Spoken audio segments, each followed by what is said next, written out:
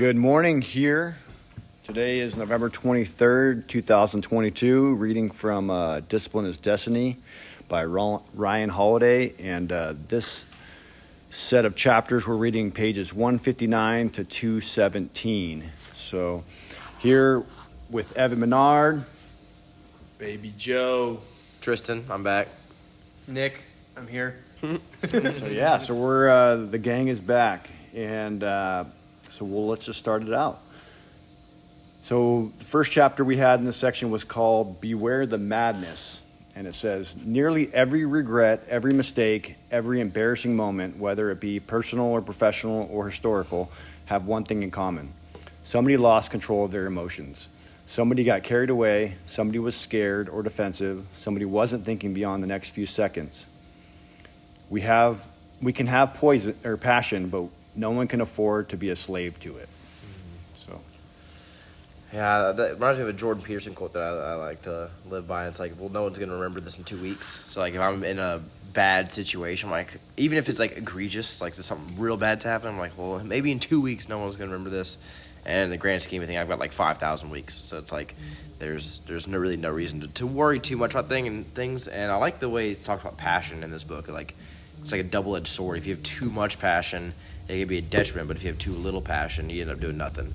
And so I think it, like, harnessing that passion is really important. Well, I like that. I like the temperance of emotions, very important. So, Yeah, what I think about it too is kind of as you're saying, passion is kind of something that makes you strive to go forwards. But if you're so focused on that passion, you don't realize you don't have any brake holding you back because you just go all forward. And that is not always the best thing because if you have too much passion, it's kind of tunnel vision-esque. Mm-hmm.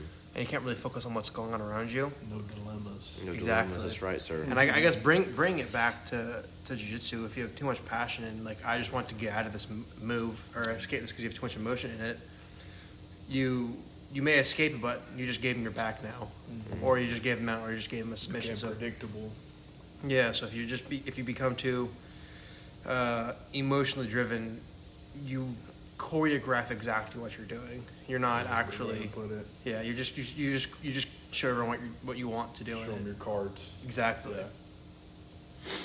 Yeah, I think of for myself, like the times that I lose control of my emotions are with the people closest to me. Yep. The people that you are most comfortable around, which is like my family, and so. Children can create, they can push buttons and trigger you. And so, but it's also like such a blessing when you look at it like a blessing. For me, it's like, hey, she's teaching me where I can gain more patience. He's teaching me how I can be a better father by being more patient. And so, versus looking at it like a problem or an issue, you can look at it as like a blessing in terms of how am I fine-tuning my own self-control. The next one, silence is strength. As Archimedes once explained at a Spartan dinner, as expert on speaking also knows, an expert on speaking also knows when not to do so. The Spartans kept their tongues in check, even when it meant that some people might think less of them. It's balance. While each of us needs to cultivate the courage to speak up and speak the truth, we also need to develop the self-discipline to know when to stay focused and when to shut up, and how to measure what we do say with the utmost economy. Better to be thought foolish or simple than to make a fool of yourself, to prove that you don't actually have anything to say. Regret what you didn't say, not the other way around. And then lastly, when you talk, it should matter. When you say something, it should mean something. Mm-hmm. Yeah, this is something I try to work on because I talk a lot. And, like, I always try to remind myself, like, every month I write, like, goals down for myself, and, like, one goal I've written pretty much, like, every month this year is, like, be laconic, which is the Spartan word for, like, not saying, like, saying just enough to where you get your point across. And, like, because a lot of, I feel like what I say is, like, dead wood. Like, it doesn't really add any solidity to the conversation or whatever. So I feel like that's really important, especially as a teacher, because, like, if you just go on rambling 5-10 minutes, eventually whatever you said might have been good, but it gets lost in, like, the translation because there's so much that you just said when you could have just had, like, one sentence and just that's it. Like, if you think about jiu-jitsu, like, the thing that changed the whole sport for John Danaher was that one sentence that Dean Lister said to him about why ignore 50% of the human body. Like if Dean had just gone into a whole spiel about like why he did leg locks, I'm sure that wouldn't have had as big of an effect. But it's like the simple things usually are what change your life the most. And so I feel like as a teacher, that's like something that I need to focus on more, is like not saying too much and just saying just the right amount. Yeah, I think that's good. Efficiency. Efficiency of word. I think saying too much. Not even. It does, I don't think it even has to be verbal too. You can just say too much in your own head, and that I feel like it was like two kind of points that you can go to with this. You can say so much in your head that it freaks you out, and you don't want to do something anymore because you what's it called? You play yourself almost. You play yourself out of it. Like going up to talk to a girl or something like that. Yeah, so just saying too much stuff in your head, and you get too much in your head, and then you end up not wanting to do it. Or the other side, you can look at it as in these guys who are competing at like UFC, they start trash talking their opponents so much, Yeah. and they get destroyed because it's almost like the trash talk just lets them get their head so much like I'm gonna win no matter what, so I can say whatever I want to this person. So it's kind of like both sides of it keeps you in check in both ways. Yeah, back to that, what they said in the book, it's like, I believe action is where you get true confidence, Yeah. It's like no matter what the situation is, it's like not necessarily having to explain it overly, but just taking action. Yeah, I've seen you do that in class. Like you'll explain a technique, and someone was like, "Does that really work?" And you're like, "Here, let me do it to you." And Yeah. and then they're like, "Okay, yeah, it works now. I see how it works." Some sort of action. Like sometimes when someone explains a technique to me, I don't understand what they're saying. I'm like, "Just do it. Just do the technique, and I'll be able to see what you're talking about." Or something bad happens to you, like Parker's situation, for example. It's like all you can do is just take action in the step of recovery process. Yeah. And don't spend time dwelling. Dulling is really bad. Yeah, and we're all guilty of it. Yeah. It happens to all of us. One thing with the fire department, some guys preach, 2 ears, one mouth. And so the less you're talking, the more you're hearing, which I thought was really like a profound understanding, because you can learn a lot from a lot of people. And I like what you said, Tristan, about having your word mean something, because it really does. It creates our reality, I believe. So, and when we are speaking with intention and like having it value, like we discussed this before, but like having your word mean something and people can trust that it's actually true and that holds volume and weight, then you cut off all that dead wood, like you said, and just keeps the importance of what you're saying. We've all been around people that are really like say not very much. And when they do speak, it's like everyone listens. Like those are really powerful people, right? And Dude, Kenny's like that. Kenny, whenever he says anything, I'm like, that's something I never thought about, man. I never heard him It speak a word always in my life. adds something to the conversation. yeah. I think with this too, I kind of take cussing in the same route. Like you guys never hear me cuss, but if I do, I mean it. Yeah. That's kind of how I take. That's how my dad takes it. Like you never hear. I don't think at least you guys ever heard me do. But if you do, you're like, oh, he must be really mad, Add some brevity to the or he must be conversation. really really big pain. That's kind of how I take it. That's kind of like that like the Yeah. sounds of not using it, but when it is used, it's like, oh, something's actually up. I need to just start doing that more. Deion Sanders said that he hasn't drank a sip of alcohol, smoked, or cussed since the mid-'80s. Jeez, man, that's And I was temperance like, right there. That's impressive. Yeah. Yeah, that's I don't know how you do that. That's a lot of A lot of discipline. yeah, A lot of a discipline. whole lot of yeah. discipline. This one is hold your fire. Can you stoically endure the criticism and the questioning to persist in what you know is right, even at great cost? The next one. This isn't lying to yourself about how someday, hopefully, maybe you'll do something. No, you've decided to act. Now you've got the harder hurdle to clear, holding on. Taking the hits while you do so, while you move with deliberateness to get it right and make it count. I'm trying to remember which story this was about. Yeah.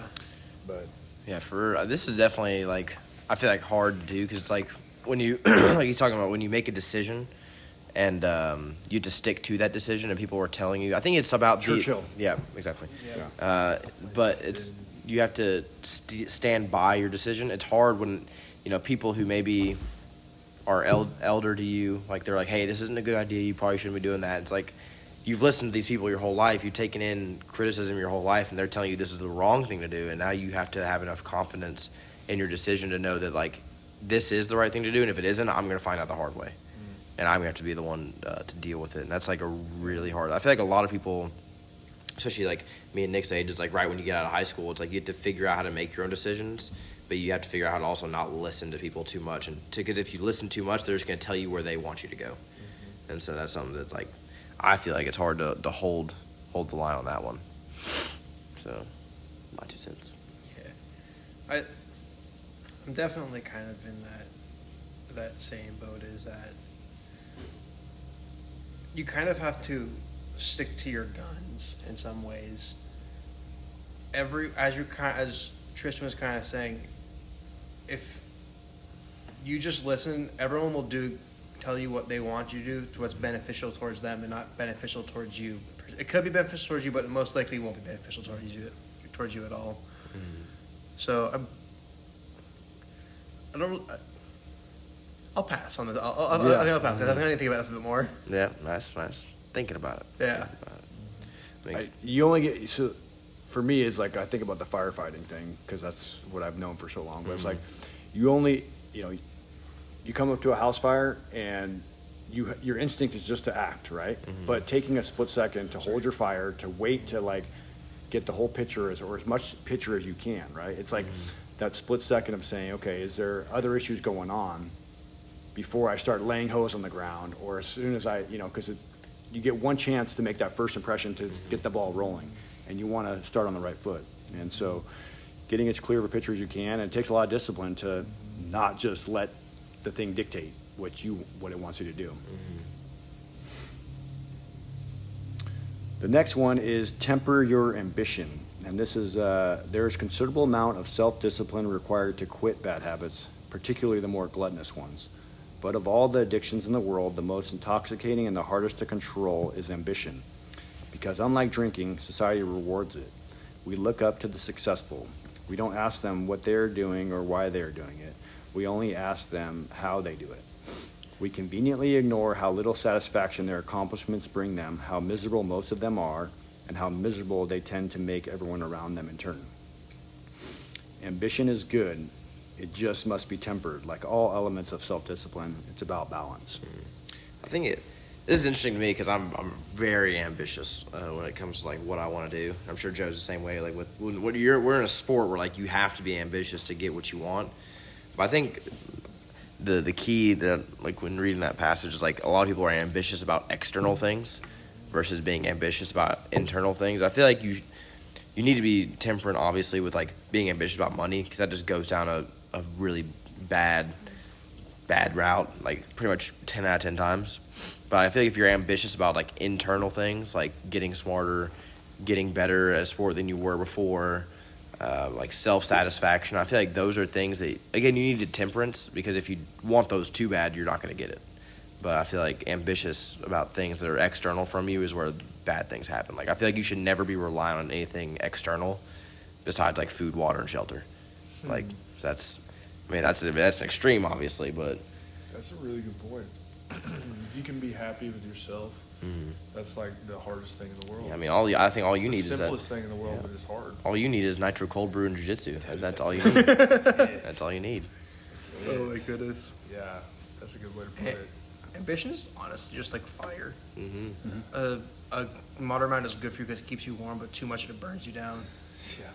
Oh man, you poetic. got some good ones Thank today. you. Poetic. But, man. like, You've been thinking about That's it. a good one. Kind of what I mean by that too is like, if you have so much ambition, I guess going back to making money in your regard, you now burn out your family life because you never see them.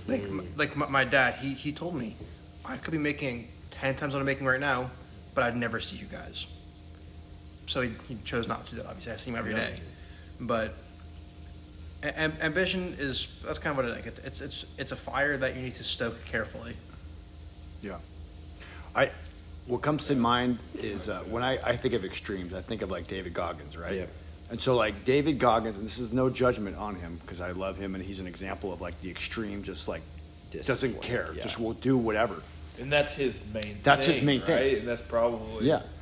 for him, that's his impact on the world. He's leaving his like, legacy or his he's showing up how he wants to show up and he's challenging himself. But there's also like the balance, right? Like his family life will affect it, right? You don't hear much about his family life. He has it's exactly. So when you're running ultra marathons every day, it's like that's a certain chunk that you're committed to doing of your time, and we have a finite amount of time.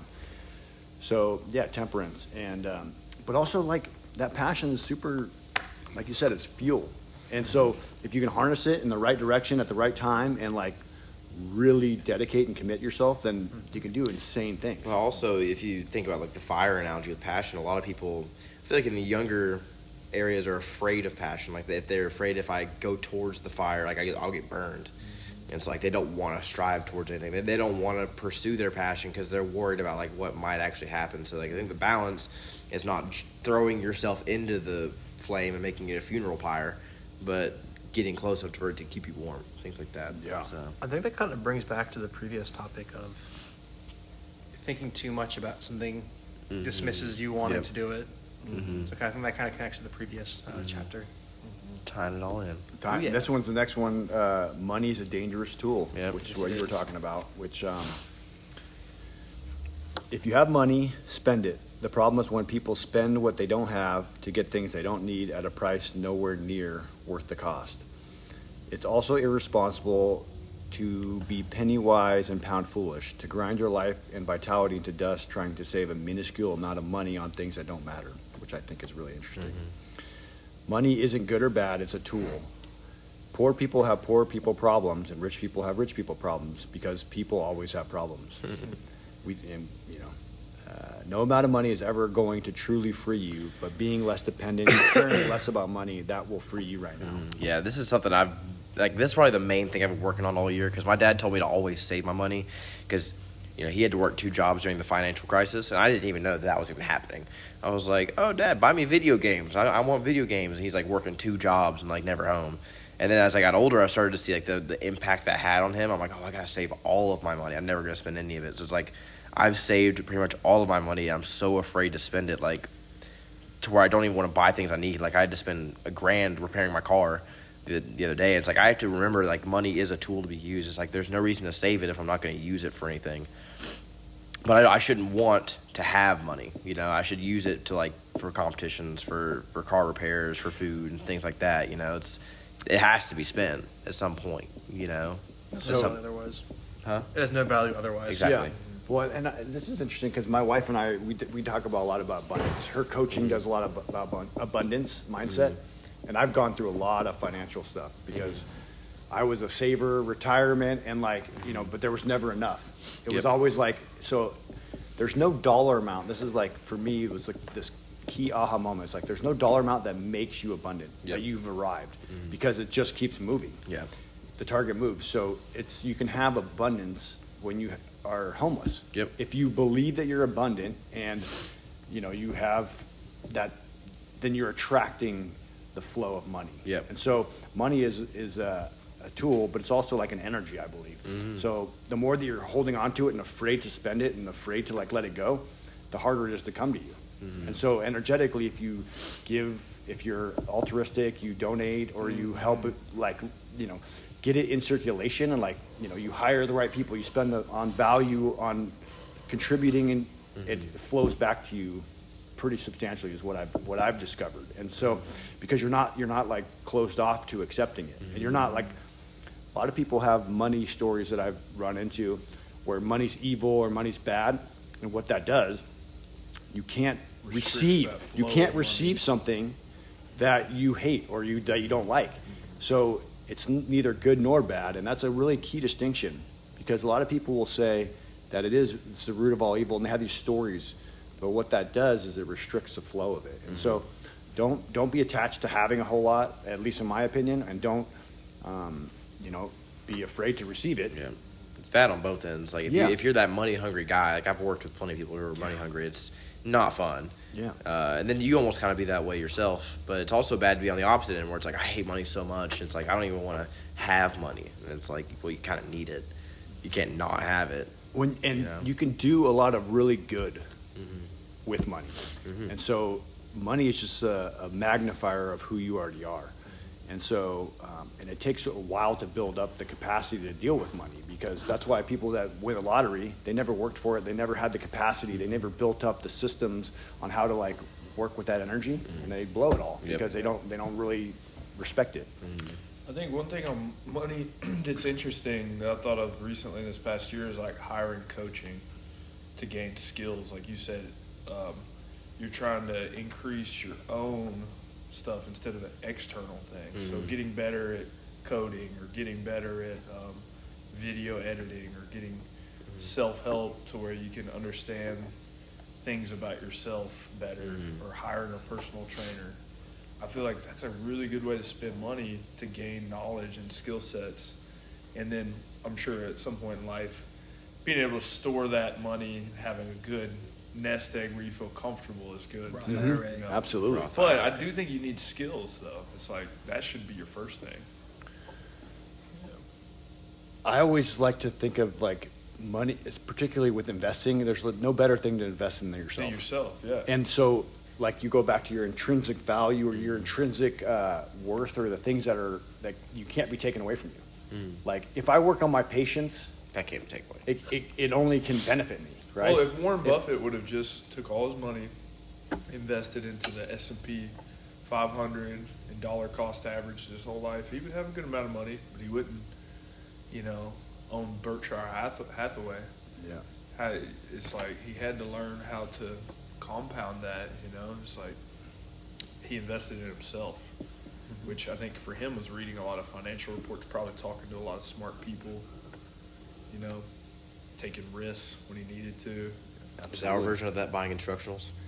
I think so. I Yeah. mean, it's so Is that our goofy, justification? but, Okay. I really feel like anytime you're increasing your knowledge, no matter what it is, hiring a coach to help you with a life coach, or a jiu-jitsu coach, or a personal trainer, or a nutritionist. Versus like buying a car or buying a bunch of fancy clothes and things like that. Yeah, and I mean, there's nothing wrong with that either, if that's the point in life you're at. But I feel like for me, I'm trying to gain my knowledge base, trying to gain my skill sets, and investing in competitions is good too, because you're really challenging yourself.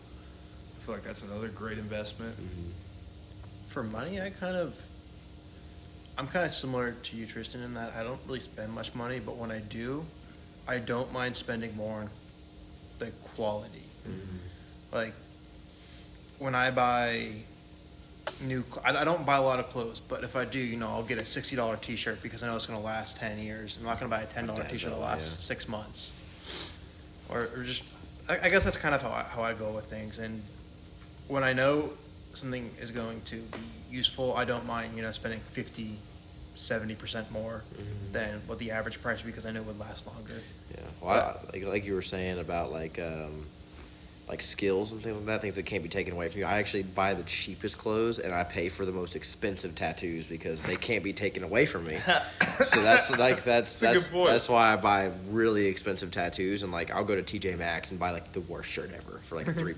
TJ Maxx actually has some pretty good. They get some deals. fire. I like comfy shirts, so I don't mind spending money on them. Yeah. I'm not quite there. I'm getting there. I'm getting there. I hate buying clothes. But Carhartt, man, you can't go wrong with Carhartt. That's true. That's true. My dad spoiled me with good clothes, so I have to continue good clothes. Yeah. Once you've probably experienced good clothes, you're like, I actually feel the difference. Yes. I could definitely see that would be a big thing. Same thing with food.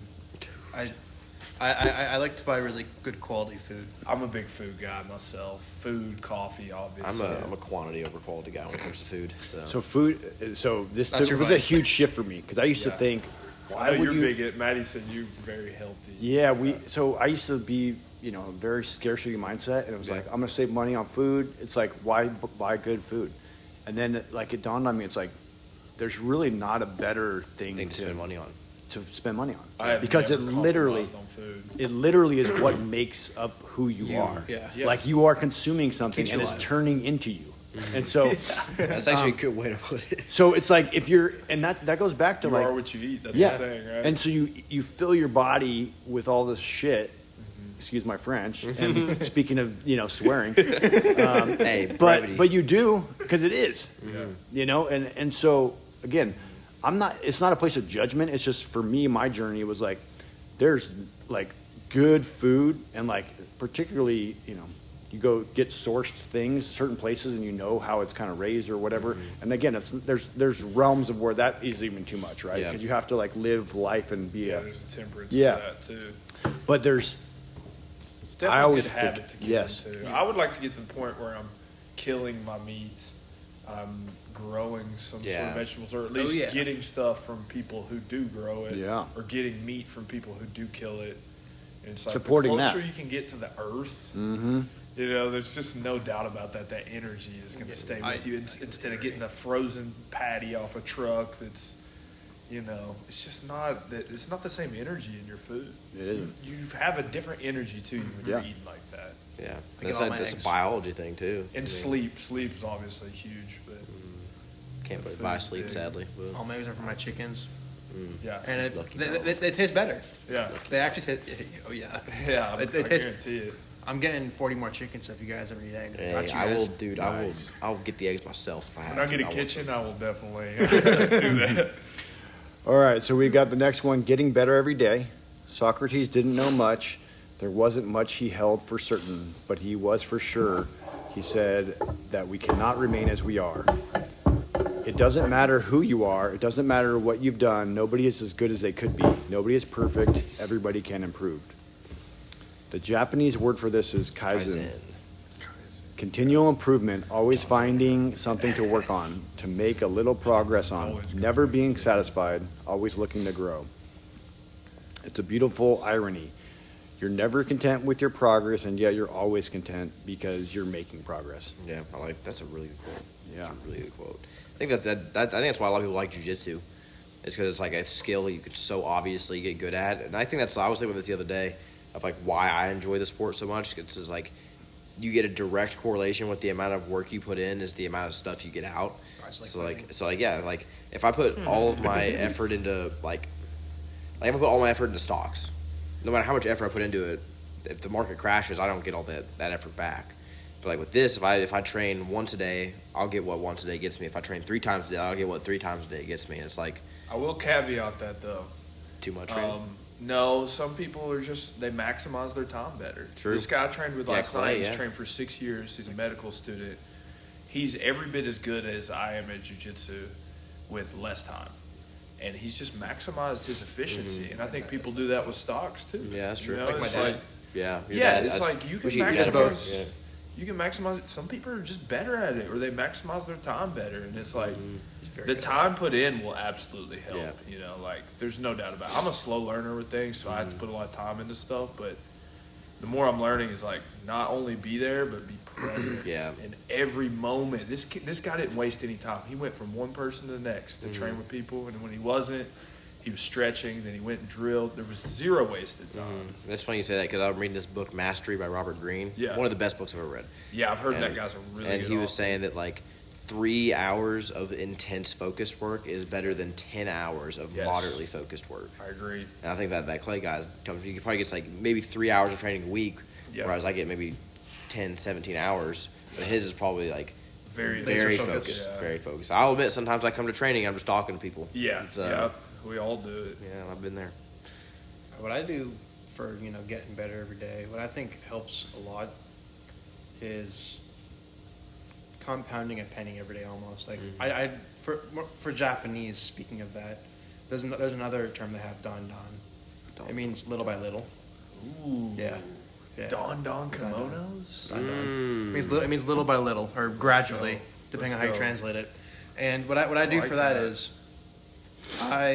for Japanese, for example, as you guys know, I've been learning it.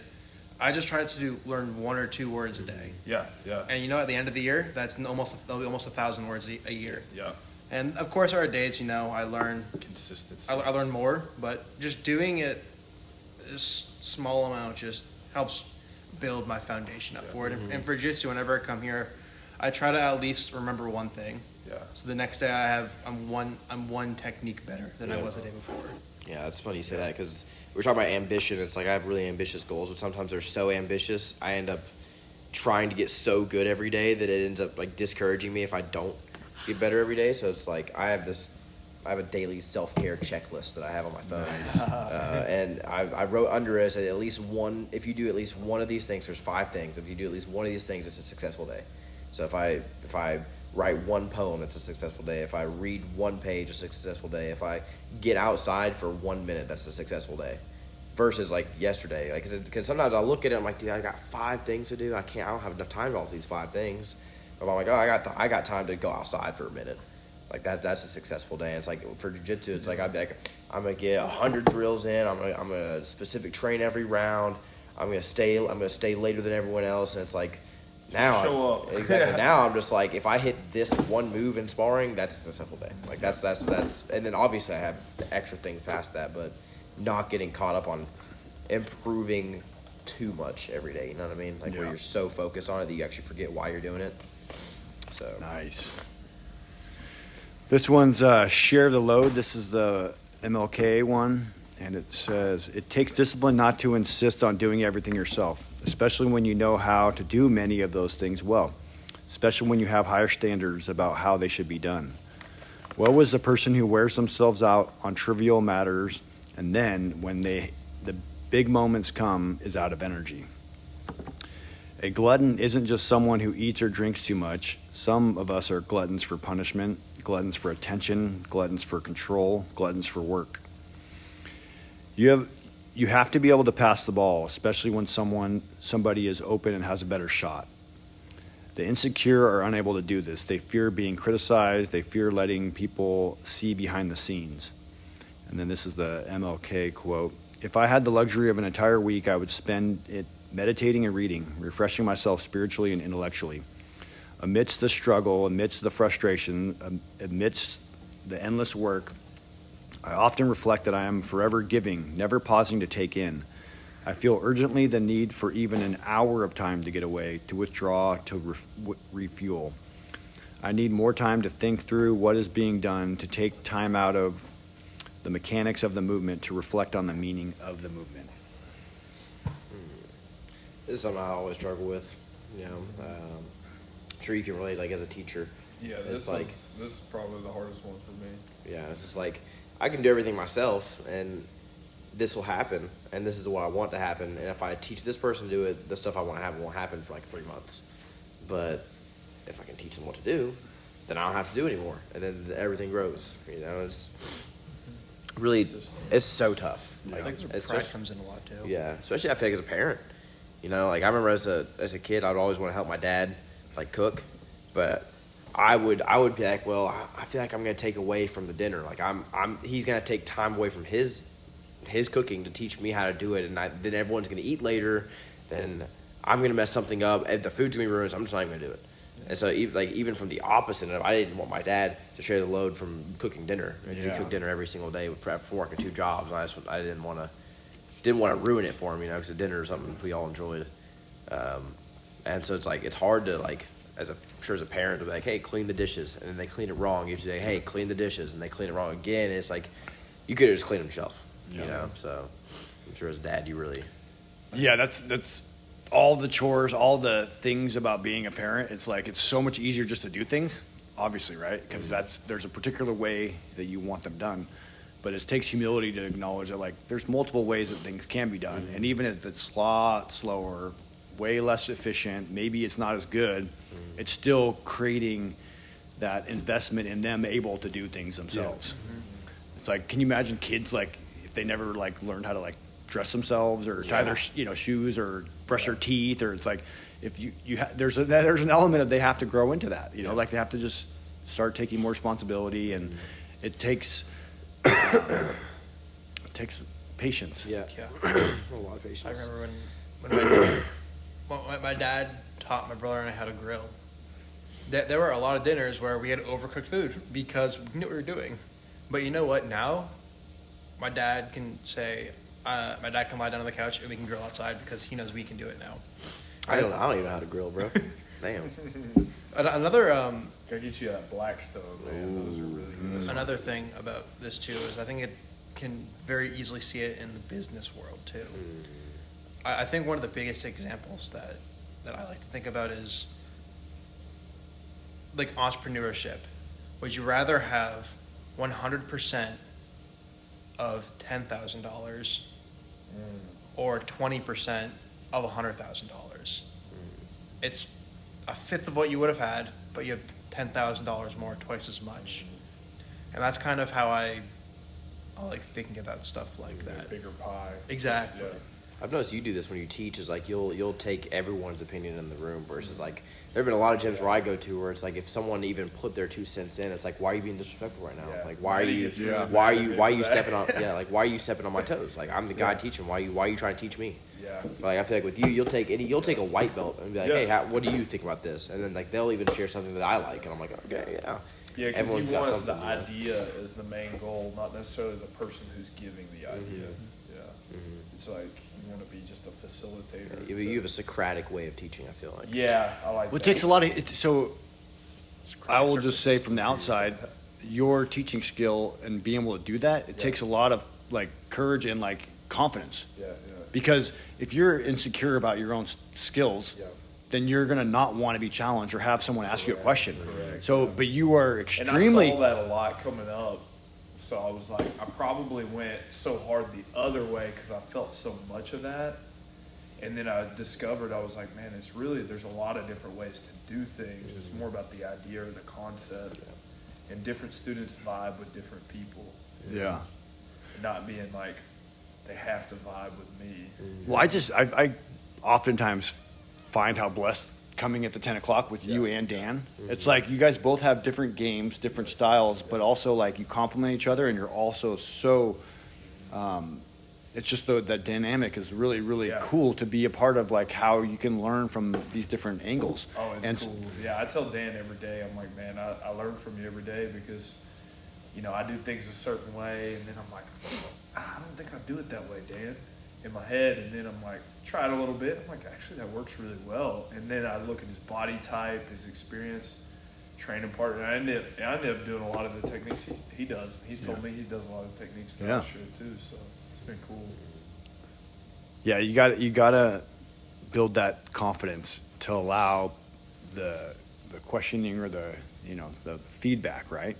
And so I saw that in the firehouse all the time. People that were very insecure, Top dog, did not want to ever be asked questions because they probably A, didn't either know it or they B, didn't want to there was a fear of being wrong. Yeah. And it's okay. Like the thing is like you said, there's multiple ways to do things. The more mistakes you make, in a lot of ways, that brings you closer to the truth. Absolutely. This is all right. This is a good one here. Respect time. Oh yeah. Yeah. Oh yeah. Yeah. I love this one. We are all given the same 24 hours each day, just as each basketball team is given 24 seconds per possession on the court.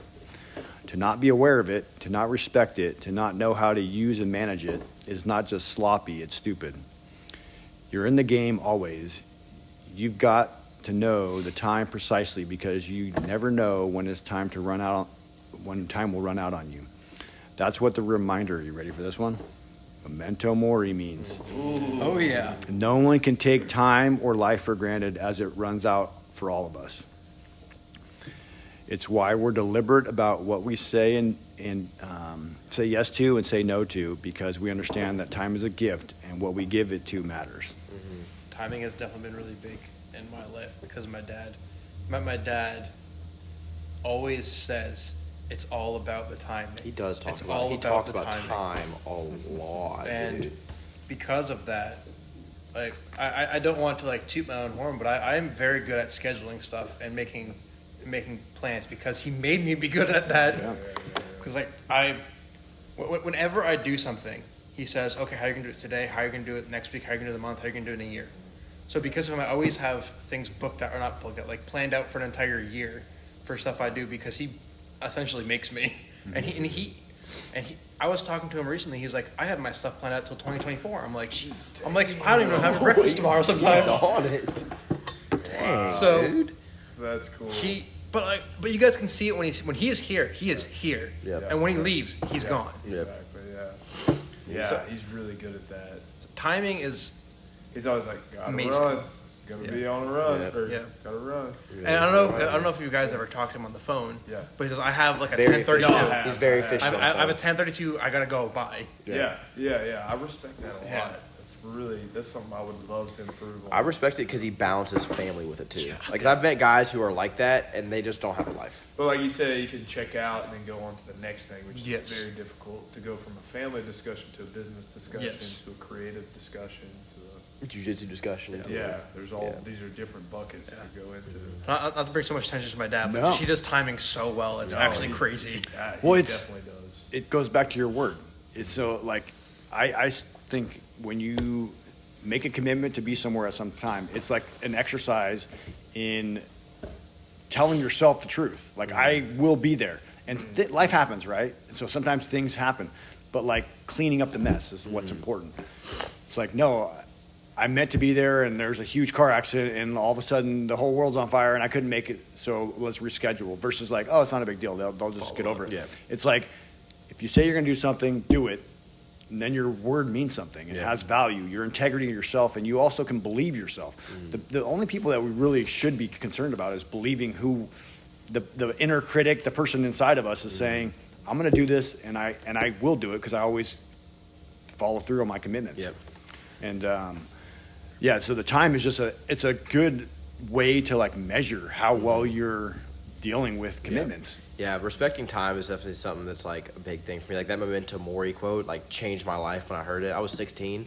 My entire sleeve right here is dedicated to my brother who passed away when I was 16. It's a Memento Mori sleeve. It's like every time I look at it, I have to remember that there's like a passage of time, you know? So it's because he taught me like you don't have unlimited time. Because I was just like wasting my life playing video games, like doing literally nothing. And then when he passed away, like I was like, oh shit, like I don't got much time left. Like we gotta make sure we make the most out of it. And so I feel like respecting time, like people who sit at home all day and like don't do anything. I'm always like, we have to do something. Like we gotta get outside at least. Like we have to get better every day. Like you can't just be sitting down watching Netflix all day. Like I'd really try to help people with their time and help myself with my time too. There have been days where I'm like, if I don't train at 6 a.m., like my entire time of my day is gonna be messed up because it's like I haven't respected the morning. You know, if I didn't get up in the morning and train and force myself to go there, I'm not going to be like as productive as I would be if I trained at like just the 10 a.m., for example. So I think that respecting time is like probably the most important thing you could ever do because if that's the only resource you never get back. Like you can get money back, you can be bankrupt and homeless, but you can't get your 20s back, you can't get your 30s back, you can't get your 40s back. You have to, and that's the thing that people waste the most. Like if I say yes to something, I'm giving my time to that person. If I don't want to do it, I'm wasting something I can never get back. But it's the thing that they waste the most often, you know, is time. Yeah. And saying no. You know, like you guys said yes to this meeting, right? Like this. Yes. So that's like, to me, like that shows but you can also say no to things. You have to say no to things because what you're saying no to is you're saying yes to other things, the things that are important to you, and like knowing what's important to you.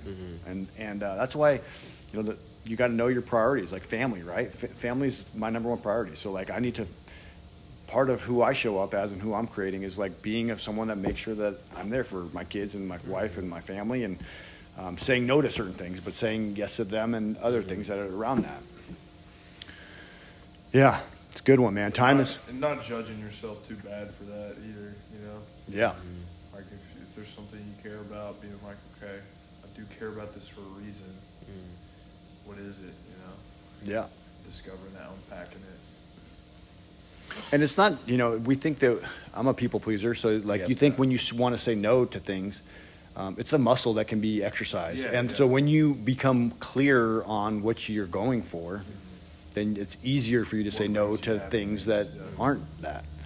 And it's not about them, it's about you. So you can, it's easier to separate. This one's put up boundaries. Boundaries are about drawing some lines around yourself. Healthy borders between what you'll share and what you won't. What you'll accept and what you won't.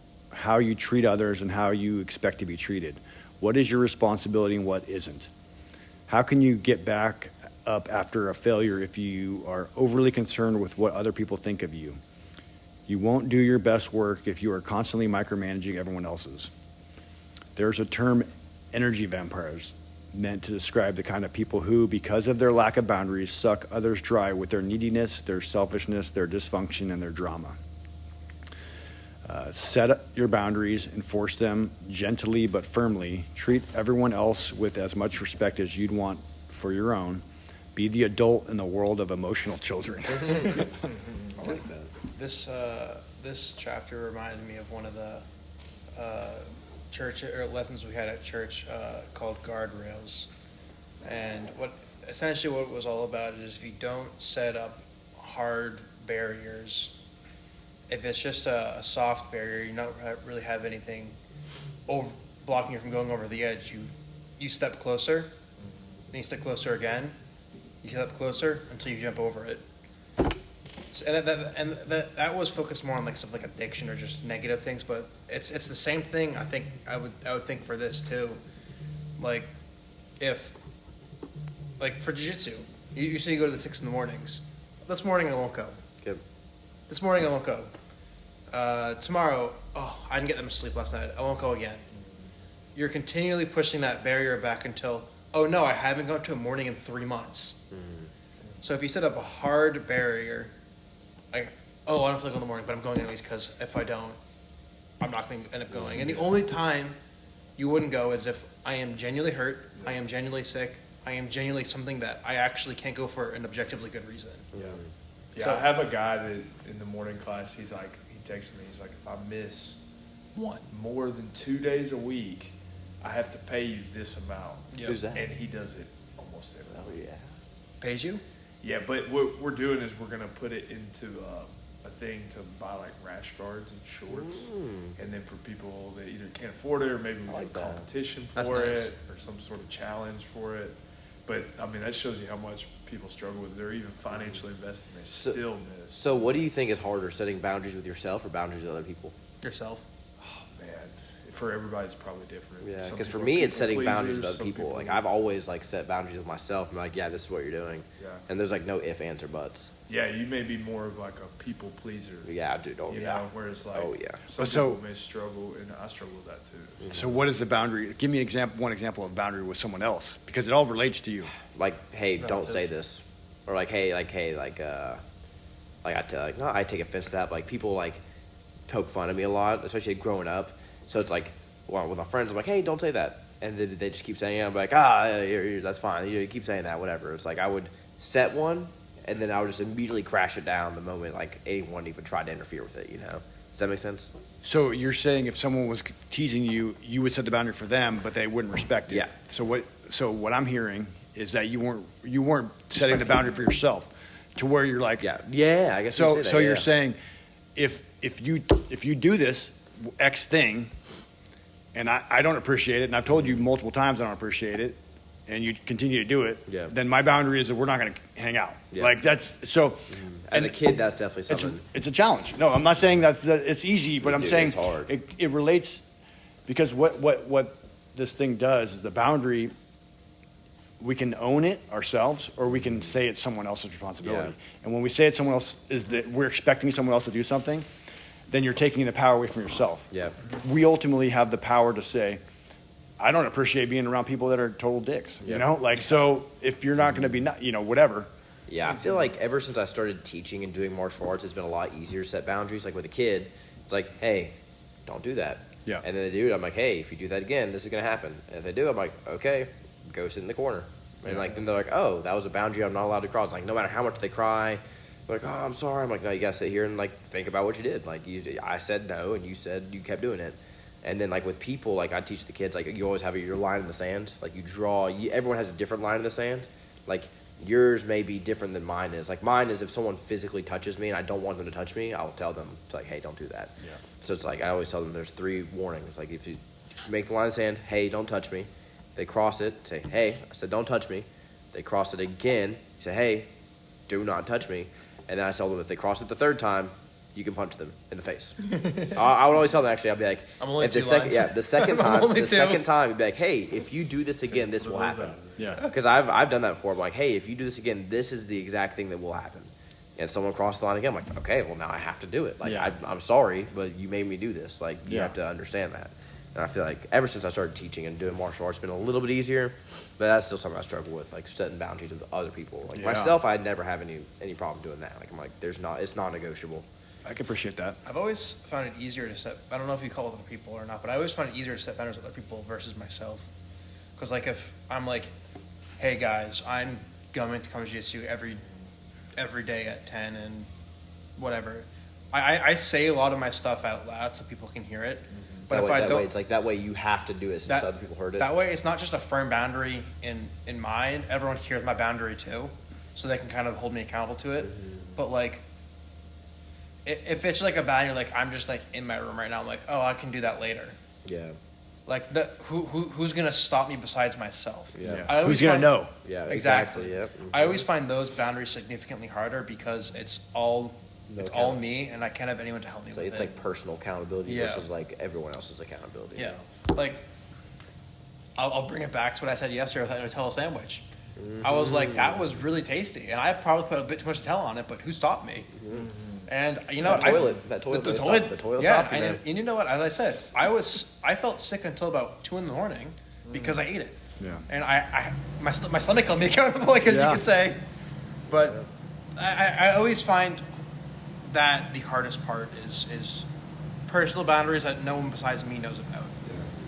And those are the most important. Yeah. Because those are the ones you're with all the time. And that's the inner critic in your voice saying, oh, you don't listen to yourself. You don't, and so, again, but it's also like the forgiveness.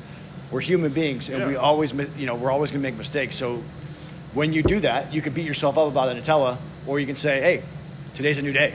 Yep. Like, I get to reset, and I can just do a little bit better today. Yep. And, like, what that does is builds that muscle. And so, because you can sit in shame and, like, all this stuff about how you're undisciplined and all, you don't take action or whatever it is. And I've done that a lot. We all have the capacity to do that versus letting it go. And it takes surrendering and say, hey, that was a different day. Now I'm on to something new. Yeah. There's power in that. A lot of power in that. Because we think we need to beat ourselves up as like punishment. And that's like what a lot of times that's what we're conditioned to do. Yeah. Versus, it's weird that we're all conditioned to It's a way of procrastination. Yeah. Too. The last two will go together. So this one's do your best. Your failures don't destroy you because you are sure there wasn't anything more you could have done. You always control whether you give your best or not. No one can stop you from that. Your best is good enough. Not perfect, your best. Leave the rest to the scoreboard, to the judges, to the gods, to fate, to the critics. And this one's beyond the temperament. We must follow that old dictum to know thyself physically and mentally, and to follow with the second and equally ancient dictum, nothing in excess. Your body, your mind, your spirit will have to align so that you might discover that you are capable of more than you thought possible. Yeah, this is actually my favorite chapter of the whole book, the Do Your Best chapter. Because you were talking about ambition earlier. It's like wanting things external from yourself. Like inherently in the sport we're in, like everyone wants the world championship medal. They want to be at the gold podium. But if you strive for the external so much you never get it, you're just going to not have anything to show for it. You'll be sad and have no way. But one thing that my 9th grade pre-algebra teacher told me, and I still remember this quote till this day, and I tell it to my kids every day. I said, if you do your best, that is success. Because it was a Bible quote he would repeat back to us, and it was a guy saying he fell. And, like, he's like, I fell down. And then God said, like, if you do your best, that is success, now get back up. It's like, you fell doing your best. Like, it's time for you to get back up. And it's like, for me, that's like a mantra I tell myself, like, over and over in my head right before a match. Is like, as long as I know in my heart of hearts that I did my best, nothing else matters. Like, I don't care if I get a gold medal. Like, there's some competitions where I lose in, like, first round and I just get demolished. I'm like, I kind of did my best though. Like I got this move off, I got this move. This needs some work, but hey, I tried the move, it didn't work. Now I know what I need to fix. So it's like doing your best is success, and not being so focused on getting everything. Just instead. I heard this this morning on a podcast. It's like focus on the process, not the result. Yep. So the process is doing your best. You're never going to fail if your process is, I always want to do my best, and you always do your best. You're always improving. Yeah. And so I just really like that, because the results we do tend to want to focus on those, and it's good to have results that you're striving for, but not so focused that it just overcomes everything. Yeah, that's think- the balance too. This is something I actually do pretty decently well. Because you guys know from rolling with me, I am a very competitive person. I hate losing, but I also don't mind losing. Because I know if I lose, I can figure out why, and I can build and become better based off of that. But I think another thing that I kind of think about, doing your best is that if you go somewhere and you're already there, you might as well do it the best you can, because you already put your time into it, as we talked about earlier. You might as well get all your time out of it. Like if I came to jiu-jitsu today and I just was 50%, wasn't really trying, I should have just stayed home and done something all out at home instead of coming to jiu-jitsu. Yeah. But the thing about that is, though, you can't let that get to you saying, "Oh, I don't think I'm going to do well at jiu-jitsu, so I'll just stay home." You can't say that every day. Yeah. So you got to worry about that.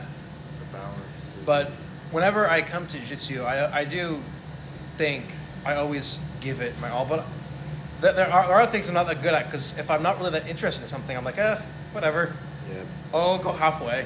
So Yeah. you got to be careful. You got to be careful of that. Things you're not interested in, and things you really are. You don't want to give too much precedence to one, because the Yeah, other you thing don't- might be important as Don't well. want to half-ass things. Exactly. Yeah, I always tell my mom, I was like, Mom, Defender? she'd be like, you just half-ass the dishes. Like, Mom, I don't half-ass anything. I 3/4 ass everything.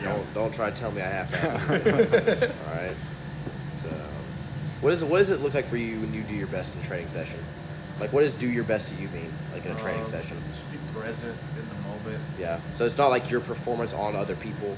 It's not like Yeah, I just want to it's be your like mental. very aware of what all's going on in the room and very present. And I always try to work on something. Yeah. Whatever it's going to be. It's like, sometimes it's coaching. Like today at 6 a.m. we have a lot of beginners. So Yeah. it's like they're a big beginner blue belt or under, and I'm like just working with them on whatever I can work on and try to teach it the best way possible. Yeah. But then last night with the training session, it was Yeah. like, okay, I need to push myself. Okay. to It's be like the some best sessions it's possible. like a mental focus. The other times it's physical focus. Yeah, I feel okay. I just feel like it changes depending on what my goal is that day. That makes sense. Anything last before we wrap up and go to the 10? We got how many more? One more Okay. section. It's the part 3 of this book. Okay. The spiritual part, I think it is. Yeah, it's good. So good. Amen. And then we'll maybe put out some feelers for some books. It sounds like you're reading Robert Greene, which is a great author too. Kind of the same vein, so we can maybe talk about that. But yeah, stay tuned for anything else, and we'll just keep plugging away and making ourselves better every day. Yep. Thanksgiving. Make sure Yep. you're being grateful to everybody. I'm grateful for Temperance when you eat. Yeah, be for temperate you all. when you eat. I'm grateful for this community and this school, and blessings to everybody. Take care. Amen. Bye bye. Oh,